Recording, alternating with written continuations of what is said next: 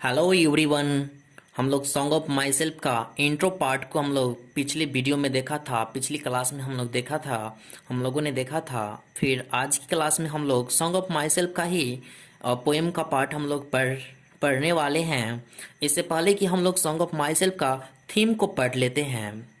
सुनिए, song of my self का theme होता क्या है। Song of my self is a reflection of individualistic thought. Song of myself व्यक्तिगत विचार की एक भावना है। इस चैप्टर में जो है एक व्यक्तिगत विचार की भावना को दर्शाई गई है। सॉन्ग ऑफ माई सेल्फ जो है वो व्यक्तिगत विचार की एक भावना है। It gives the message of oneness of humans being. मानवता की अकेलेपन की होने की सूचना को यह दर्शाता है। मतलब कि सॉन्ग ऑफ माई सेल्फ जो है वो मानवता की अकेलेपन की सूचना को देता है।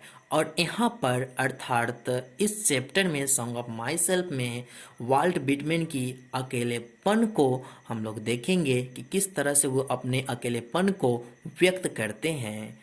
चलिए देखते हैं बिना देरी किए हुए। I celebrate myself and sing myself, and what I assume you shall assume, for every atom belonging to me as good belongs to you. कभी कहते हैं कि मैं स्वयं ही जश्न मना लेता हूँ और मैं स्वयं ही गा लेता हूँ।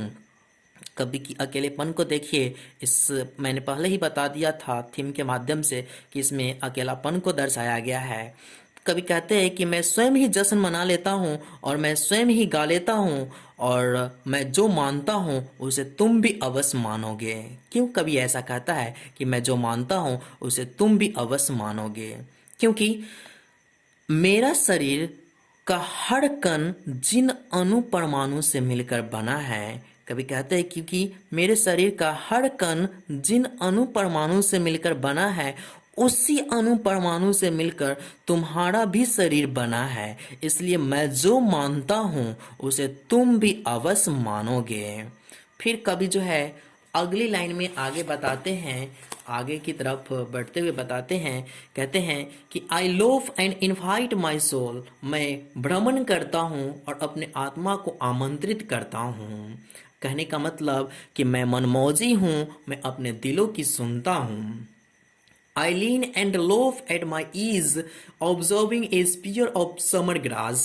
कभी कहते हैं कि मैं आराम भी करता हूँ और मैं भ्रमण भी करता हूँ और साथ ही साथ जो है ग्रीष्म की नुकीली घासों को देखता हूँ। कहने का मतलब आखिर इस लाइन का तात्पर्य क्या निकलता है? क्यों कभी कहते हैं कि मैं आराम भी करता हूँ और मैं भ्रमण भी करता हूँ और साथ ही साथ जो है ग्रीष्म की नुकीली घासों को देखता भी हूँ? क्योंकि कभी जो है अकेलेपन का शिकार हो गए हैं, कभी जो है थोड़ी बहुत दर्द का भी अनुभव करते हैं। इसलिए जो है कभी जो है ग्रीष्म की नुकीली घासों को देखने की बात करते हैं, क्योंकि अकेले रहकर जो है ये थोड़ी दुख को, थोड़ी पीड़ा को जो है ये सहते हैं। इसलिए जो है कवि ने इस लाइन को जो है व्यक्त किया है।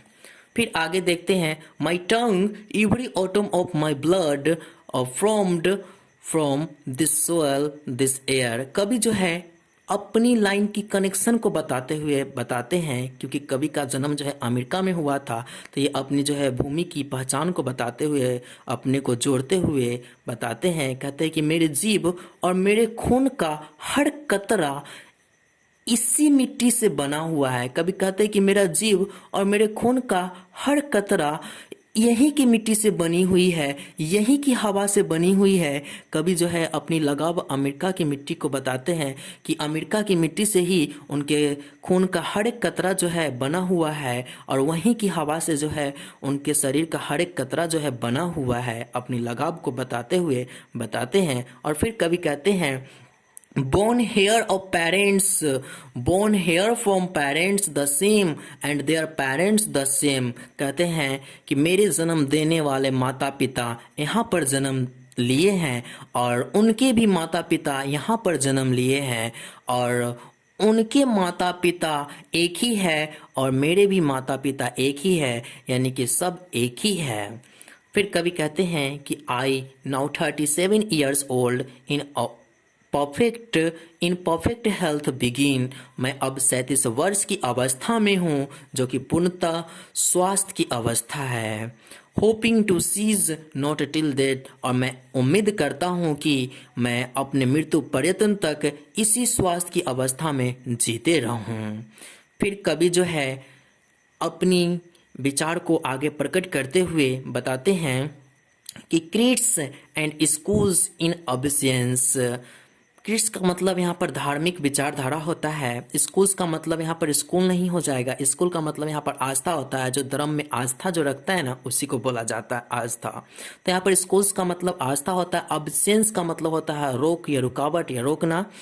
तो कवि कहते हैं कि क्रिट्स एंड स्कूल इन अबिसियंस, धार्मिक विचार एवं आस्थाओं को जो है रोक कर मैं जश्न मनाना चाहता हूँ। और कवि जो है धार्मिक विचार को जो है त्याग देते हैं, आस्थाओं को त्याग देते हैं, और उसको त्याग कर जो है ये अकेले ही जश्न मनाते हैं। फिर कवि कहते हैं retiring back a while sufficed at what they are but never forgotten. लेकिन फिर जो है कवि कहते हैं कि इसको त्यागा नहीं जा सकता है, क्योंकि ये बहुत ज़्यादा है। धार्मिक विचारधारा एवं आस्थाएं जो है उसको त्यागा नहीं जा सकता है, क्योंकि ये बहुत ज़्यादा पर्याप्त है, सफिस्ट है। इसलिए जो है इसको भुलाया भी नहीं जा सकता है। फिर कवि कहते हैं कि आई हार्बर फॉर गुड और बैड। कवि कहते हैं कि मैं अच्छे और बुरे दोनों में विश्वास रखता हूँ। मैं अच्छे और बुरे दोनों में विश्वास रखता हूँ। I permit to speak at every hazard nature without check with original energy.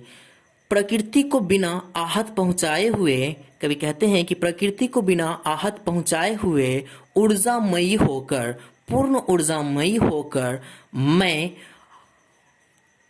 प्रत्येक खतरे में बोलने का अनुमोदन करता हूँ। कवि कहते हैं कि प्रकृति को बिना आहत पहुँचाए हुए पूर्ण ऊर्जामयी होकर मैं प्रत्येक खतरे में, एवरी हजार्ड, मैं प्रत्येक खतरे में बोलने का अनुमोदन करता हूँ। तो हम लोगों ने देखा कि किस तरह से कवि की अकेलापन को जो है इस चैप्टर में दर्शाया गया है, और किस तरह से कवि जो है अपनी अकेलापन को जो है दर्शाते हैं, व्यक्त करते हैं। इन चीज़ों को हमने देखा। Thank you for watching this video.